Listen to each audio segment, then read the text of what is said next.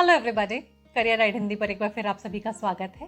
दोस्तों, अपने आज के इस वीडियो में आपसे भारत सरकार की एक बहुत ही इंपॉर्टेंट स्कीम के बारे में बात करने आई हूँ। इस स्कीम को स्पेशली स्टार्टअप्स के लिए लॉन्च किया गया है और इसको हम startup India seed fund scheme के नाम से जानते हैं। देखिए, जब कभी भी आप अपना स्टार्टअप शुरू करना चाहते हैं तो आपको कुछ पैसे की ज़रूरत होती है, कुछ फंड्स की ज़रूरत होती है और ऐसे में आपको याद आते हैं सबसे पहले एंजल इन्वेस्टर्स या वेंचर कैपिटलिस्ट जिनको हम कहते हैं, या बैंक लोन्स के बारे में आप सोचते हैं। लेकिन यहाँ पर होता क्या है कि ये जो एंजल इन्वेस्टर्स होते हैं या ये जो बैंक्स होते हैं, ये आपके प्रोजेक्ट्स में सिर्फ तब इंटरेस्टेड होते हैं जब आपने अपना प्रूफ ऑफ कॉन्सेप्ट स्टैब्लिश कर दिया हो, यानी कि आपने मार्केट में ये प्रूव कर दिया हो कि आपका जो प्रोडक्ट है वो किसी एक प्रॉब्लम का फिजिबल सल्यूशन है और अब उसके ऊपर पैसा लगाया जा सकता है। लेकिन बात तो ये भी सच है भाई कि किसी प्रोडक्ट को बनाने के लिए कुछ स्टडी भी लगती है, कुछ रिसर्च भी लगती है और उस रिसर्च के दौरान भी तो पैसा खर्च होता है। अब इस पैसे का अरेंजमेंट कहाँ से हो? बिकॉज इस पैसे के अभाव में बहुत सारे जो स्टार्टअप्स होते हैं वो सीड में ही मर जाते हैं, यानी जब वो बीज बन रहे होते हैं सिर्फ तभी मर जाते हैं क्योंकि पैसे ही नहीं होते हैं। अब इसी चीज़ को सपोर्ट करने के लिए भारत सरकार ने इस स्कीम को लॉन्च किया है।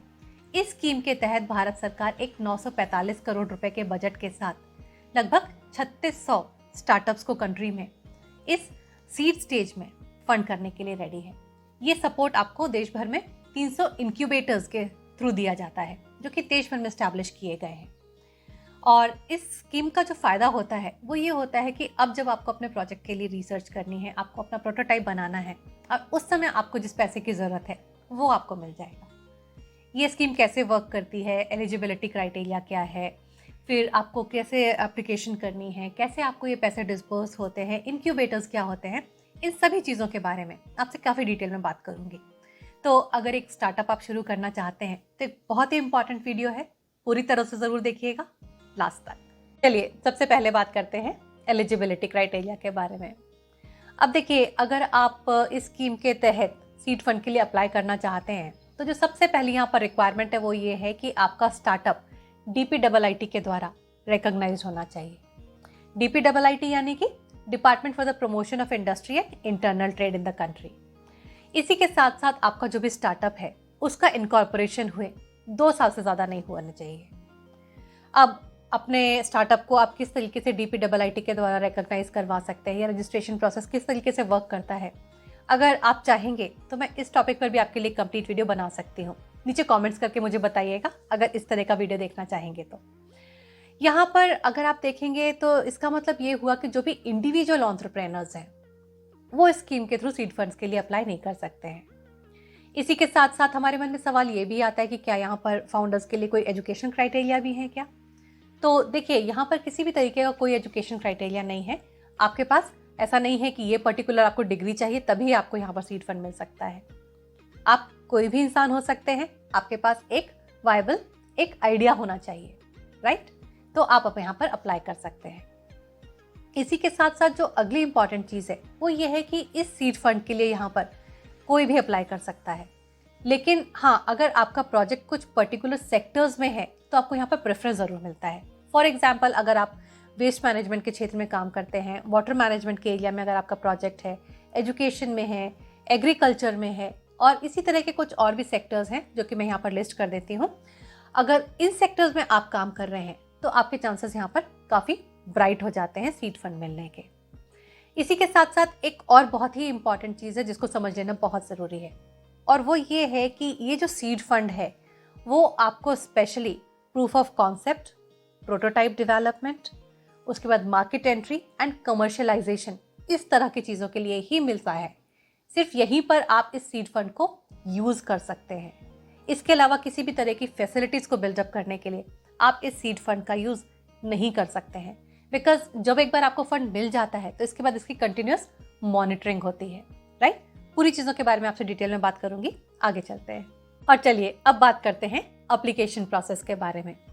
तो देखिए, इस सीड फंड को पाने के लिए जो एप्लीकेशन प्रोसेस है ये पूरी तरह से एक ऑनलाइन प्रोसेस है। जब आपने अपने स्टार्टअप को रजिस्टर किया था DPIIT पर, उस समय आपने जो भी क्रेडेंशियल्स यूज़ किए थे उन्हीं को यूज़ करके आप लॉगिन कर सकते हैं और अपना एप्लीकेशन ऑनलाइन सबमिट कर सकते हैं। जो लिंक है यहाँ पर एप्लीकेशन सबमिशन के लिए वो मैं आपको नीचे डिस्क्रिप्शन बॉक्स में प्रोवाइड कर दूंगी। आप उसको जा करके चेक कर सकते हैं वीडियो खत्म होने के बाद में। तो इसका मतलब ये हुआ कि आपको किसी भी तरीके का यहाँ पे कोई भी फिजिकल डॉक्यूमेंट जो है वो सबमिट नहीं करना है। इसी के साथ साथ बहुत सारे लोगों के मन में सवाल ये भी होता है कि क्या किसी तरह की फ़ीस हमसे यहाँ चार्ज की जाएगी। तो देखिए, ना तो एप्लीकेशन प्रोसेस के लिए, ना प्रोजेक्ट इवैल्यूएशन के लिए, डिसबर्समेंट के लिए और मॉनिटरिंग के लिए, ये पूरे प्रोसेस के लिए, किसी भी एक्टिविटी के लिए आपको यहाँ पर किसी भी तरीके की फ़ीस प्रोवाइड नहीं करनी है। हाँ, अगर आप कोई लीगल कंसल्टेंट हायर करते हैं, कोई फाइनेंशियल कंसल्टेंट हायर करते हैं, कोई टेक्निकल कंसल्टेंट हायर करते हैं, तो वो सभी आपके खर्चे होंगे, राइट। इसी के साथ साथ एक और बहुत इंपॉर्टेंट चीज़ है, वो ये है कि मैंने आपसे अभी अभी कहा था कि देश भर में 300 इंक्यूबेटर्स स्टैब्लिश किए गए हैं डिफरेंट स्टेट्स में। आप अपने प्रोजेक्ट को 3 इंक्यूबेटर्स को भेज सकते हैं यहाँ पर, वो चॉइस आपके पास दी गई है। लेकिन अल्टीमेटली आपके प्रोजेक्ट को जो सपोर्ट करेगा वो कोई एक ही इंक्यूबेटर करेगा। देयर इज अ पॉसिबिलिटी कि आपने 3 लोगों को भेजा, 2 लोगों ने रिजेक्ट कर दिया, लेकिन किसी एक इंक्यूबेटर ने आपके प्रोजेक्ट को सिलेक्ट कर दिया, राइट। तो आपके पास 3 चॉइसेस यहाँ पर लेने का आपके पास ऑप्शन है, लेकिन आपको जो सपोर्ट मिलेगा वो अल्टीमेटली एक ही इंक्यूबेटर के थ्रू मिलेगा। अब इन इंक्यूबेटर्स की जो लिस्ट है वो भी ऑनलाइन प्रोवाइड की गई है सरकार के द्वारा, उसका लिंक भी मैं नीचे डिस्क्रिप्शन बॉक्स में आपको दे दूंगी, वो भी आप जा करके चेक कर सकते हैं वीडियो खत्म होने के बाद में। इसी के साथ साथ बहुत सारे लोगों के मन में सवाल ये भी होता है कि अगर हमारा प्रोजेक्ट इवैल्यूएशन के दौरान रिजेक्ट हो गया तब क्या होगा। तो देखिए, देयर इज अ पॉसिबिलिटी कि आपका जो एप्लीकेशन है वो रिजेक्ट हो जाए, लेकिन आपको यहाँ पर फीडबैक प्रोवाइड किया जाएगा और आपको यहाँ पर एक ऑप्शन दिया जाता है कि आप 3 महीने के बाद में रीअप्लाई कर सकते हैं। लेकिन उस रीएप्लीकेशन के लिए इम्पॉर्टेंट है कि आपको जो भी फीडबैक दिया गया था आपने उसके ऊपर काम किया हो। अगर वो काम करके जो भी प्रॉब्लम्स आपको बताई गई थी आपने उनको सॉर्ट आउट कर दिया है, तो आप अपने प्रोजेक्ट को यहाँ पर रिकंसिडरेशन के लिए अप्लाई कर सकते हैं। और चलिए अब थोड़ी सी बात कर लेते हैं इवैल्यूएशन प्रोसेस के बारे में।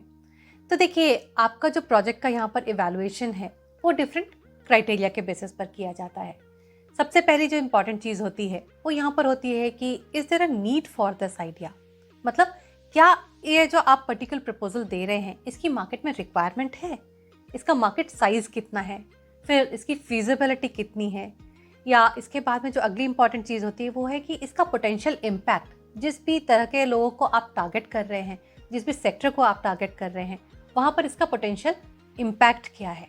इसी के साथ साथ जो अगली इंपॉर्टेंट चीज़ होती है वो होती है कि आपकी जो टेक्नोलॉजी आप जिसको जो भी यहाँ पर प्रपोज कर रहे हैं उसका यूएसपी क्या है, राइट, जिसको कि हम नॉवेल्टी भी कहते हैं।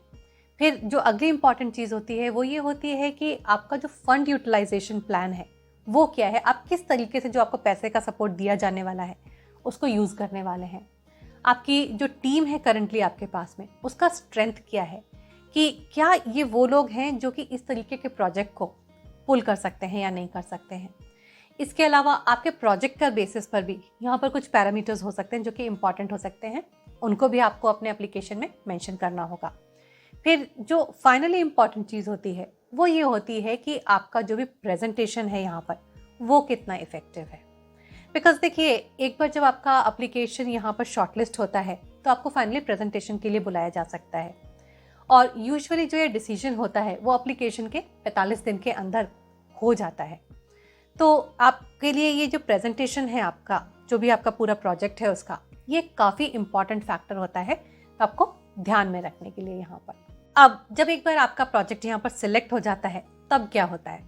तो देखिए, आपने पूरा इवैल्यूएशन का प्रोसेस फेस किया, उसके बाद में मान लीजिए आपका प्रोजेक्ट यहाँ पर सिलेक्ट हो गया, तो अब आपको कुछ यहाँ पर फंड सैंक्शन किया जाएगा।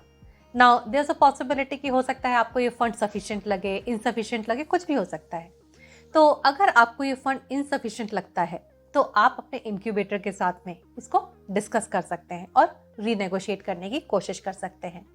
यहाँ पर आपको कुछ अग्रीमेंट, लीगल अग्रीमेंट भी साइन करना होगा अपने इंक्यूबेटर के साथ में, बिकॉज जैसा कि मैंने आपको बताया था कि आपके प्रोजेक्ट को यहाँ से मॉनिटर भी किया जाएगा, उसको सपोर्ट भी किया जाएगा, आपको गाइडेंस भी प्रोवाइड की जाएगी। तो पूरी चीज़ों के लिए आपको एक लीगल अग्रीमेंट यहाँ पर साइन करना होता है।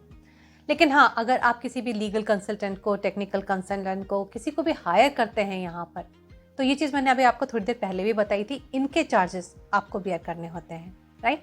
वो अमाउंट आप सीड फंड में से यूज़ नहीं कर सकते हैं। और चलिए अब बात करते हैं कि यहाँ पर इस स्कीम के थ्रू आपको कितना फंड मिल सकता है। तो देखिए यहाँ पर जो फंड है वो आपको 2 पार्ट्स में मिलता है। पहला होता है कि आपको जो 20 लाख रुपए तक की ग्रांट है वो एक तो मिल सकती है यहाँ पर। ये जो ग्रांट है इसको आप प्रूफ ऑफ कॉन्सेप्ट को एस्टैब्लिश करने के लिए यूज़ कर सकते हैं, प्रोडक्ट ट्रायल के लिए यूज़ कर सकते हैं, प्रोटोटाइप डेवलपमेंट के लिए यूज़ कर सकते हैं। और ये आपको डिफरेंट स्टेजेस में मिलेगी, जैसा कि आपके लीगल अग्रीमेंट में लिखा होगा। और जो दूसरा यहाँ पर आपको स्टेज है वो होती है कि आपको एक 50 लाख रुपए तक का अमाउंट वो मिल सकता है आपके मार्केट एंट्री के लिए, कमर्शियलाइजेशन के लिए, स्केलिंग अप के लिए, ठीक है। और ये जो 50 लाख रुपए तक का अमाउंट होता है ये आपको डेट या तो डेट लिंक इंस्ट्रूमेंट्स या कन्वर्टेबल डिबेंचर्स इस फॉर्म में मिलता है।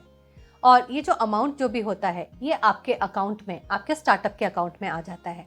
एंड यूजुअली इस पूरे प्रोसेस को ख़त्म होने में एप्लीकेशन से लेकर के पहला इंस्टॉलमेंट आपके अकाउंट में आने के दौरान आपका ये लगभग एक 60 डेज़ का पीरियड होता है। तो पूरा 60 डेज़ में आपका ये प्रोसेस यूजुअली कंप्लीट हो जाना चाहिए, right. And I sincerely hope कि स्टार्टअप्स का हमारे देश में जो चलन हम लाने की कोशिश कर रहे हैं, हम नए नए स्टार्टअप्स को जो सपोर्ट करने की कोशिश कर रहे हैं, उसमें ये जो स्कीम है ये आप लोगों के लिए काफ़ी यूज़फुल रहेगी।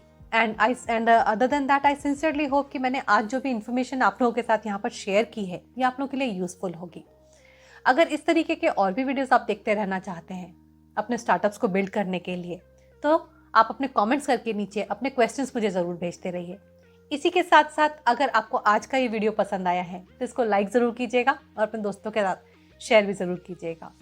और हाँ, आपको पता है कि अगर आपको इसी तरह के और भी वीडियोस देखते रहना है तो आपको क्या करना है, आपको इस चैनल को सब्सक्राइब कर लेना है। जल्दी ही मिलूंगी एक नई वीडियो के साथ, तब तक के लिए नमस्कार।